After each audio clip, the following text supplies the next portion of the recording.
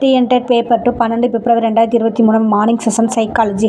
ஒரு தனி மனிதனின் சமூக தொடர்பை சார்ந்தது விருப்பம். மனித வளர்ச்சியின் பங்கு அவர் சூழ்நிலையை பொறுத்து அமையும் என்று கூறியவர் கால்டன்.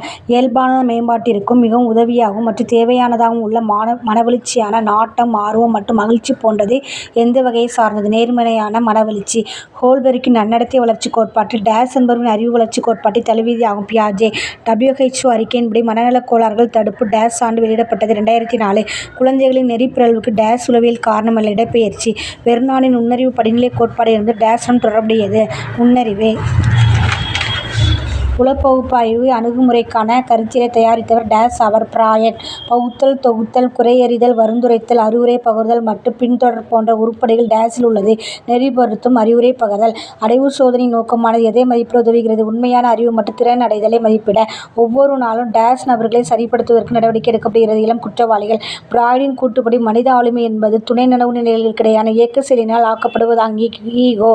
குழந்தைகளின் அறிவுசார் வளர்ச்சி குறித்து பியாஜே எத்தனை நிலைகளை குறிப்பிடுகிறார்? 4. டேஸ் என்பது இணைப்பை படிப்பதற்கான ஒரு செயல்முறையாகும். இதில் ஒரு பராமரிப்பாளர் ஒரு குழந்தையை அந்நியருடன் பல நிமிடங்கள் தனியாக விட்டுவிட்டு திரும்புவார். விசித்திரமான சூழ்நிலை சோதனை.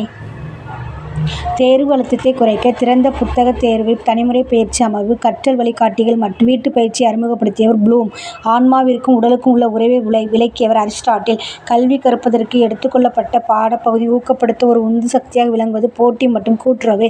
நீளமான அச்சில் திசையில் வளர்ச்சி தொடங்குகிறது என்பதனை டேஸ் வளர்ச்சி என்று அழைக்கப்படுகிறது. தலை, வால். Eric H. எரிக்சன் உருவாக்கிய கொள்கை டேஸ் ஆகும். உலக சமூக வளர்ச்சி. குழந்தையின் ஒழுக்க மேம்பாடு எதை சார்ந்துள்ளது? சமூக மற்றும் மனவளர்ச்சி மேம்பாடு.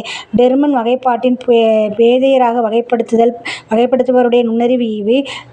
ஸ்டார் கொடுத்துருக்காங்க. என்னென்னு கண்டுபிடிச்சு கமெண்ட்ல சொல்லுங்கள். எது கற்றலின் பண்பு அல்ல? கற்றல் என்பது இணக்கமானது. கற்றல் என்பது குறிப்பிடத்தக்க நிலையான மாற்றம். கற்றல் என்பது வளர்ச்சி. இதெல்லாம் கற்றலின் பண்பு. கற்றலின் பண்பு அல்லது கற்றல் என்பது நேரிடையான உற்றுநோக்கல்.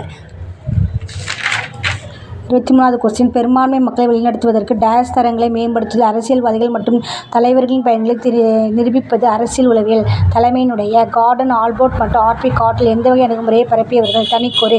வகுப்பறை அமைத்தல் கருத்தில் எந்த ஒன்றை தவிர அனைத்து உள்ளடங்கின. சுயமைப்பு. கண்டுணர் திறன் இந்த நிலையில் மேம்படுகிறது. தொட்டு உணரும் பருவம். மெதுவாக கற்போருக்கான நுண்ணறிவு அறியப்பட்ட அளவு 70-80.